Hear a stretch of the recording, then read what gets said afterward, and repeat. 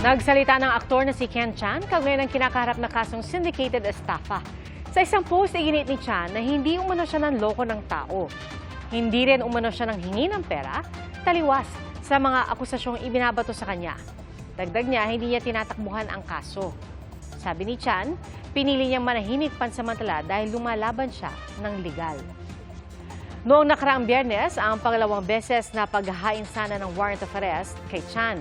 Ang sa abogado ng mga complainant, si Chan ang nangumbinsi sa mga biktima na mag-invest sa negosyong may 10% na monthly interest. Kukwestiyonin naman ni Chan kung bakit syndicated estafa ang ikinaso, gayong umiikot lang umano sa pagkalugi ng negosyo ang issue. Sabi ni Chan, maglalabas siya ng mga detalye sa susunod na araw. Non-bailable ang kasong syndicated estafa na isinampas sa aktor at may kaparasahang life imprisonment. Dali-daling rumesponde ang mga pulis sa isang swimming pool sa Phoenix, Arizona, sa Amerika. Lumubog doon ang isang sasakyan at natrap ang driver nito. Sinira ng mga pulis ang bubong ng sasakyan para maiangat ang driver. Ayon sa lalaki, hindi niya sinasadyang natapakan ang siling niya doon ng sasakyan, dahilan kaya ito humarurot papunta sa pool. Nagkulay pink ang kalangitan sa ilang bahagi ng Bicol. Lumitaw ang mga kulay pula, orange at violet kasabay ng paglubog ng araw sa Virac hanggang Higmoto sa Catanduanes. Ayon sa Pag-asa, lumalabas ang mga pambihirang kulay kapag sobrang dami ng mga maliliit na particles sa himpapawid at naiilawan sila ng mga nagkalat na sikat ng araw sa tinatawag na Rayleigh scattering. Posible lang ito tuwing sunrise at sunset.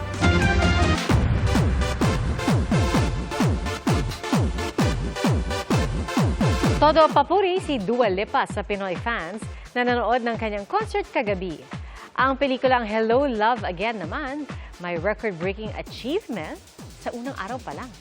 Saksi, si Aubrey Carampel. From Hello, Love Again to Hello, New Record. Dahil certified blockbuster agad ang pelikula na kumita ng 85 million pesos sa kanilang opening kahapon.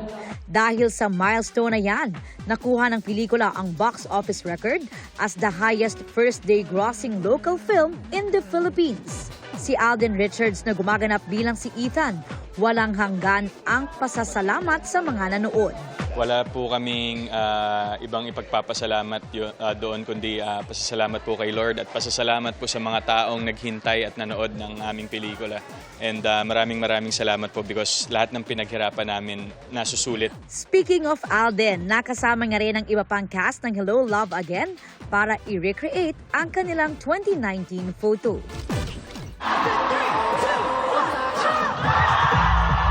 The Pinoy crowd got Dua Lipa levitating sa saya. Sa kanyang IG post, all praises si Dua sa Manila crowd dahil sa kanilang energy kagabi sa concert. Aniya, one of the loudest crowds ever ito para sa singer. Shinare din ni Dua ang kanyang fit in her Philippine jersey at ilang snaps ng Pinoy food. Para sa GMA Integrated News, Aubrey Carampel ang inyong saksi. Salamat sa inyong pagsaksi. Ako po si Pia Arcangel para sa mas malaking misyon at sa mas malawak na paglilingkod sa bayan. Mula sa GMA Integrated News, ang News Authority ng Filipino, hanggang bukas, sama-sama po tayong magiging saksi.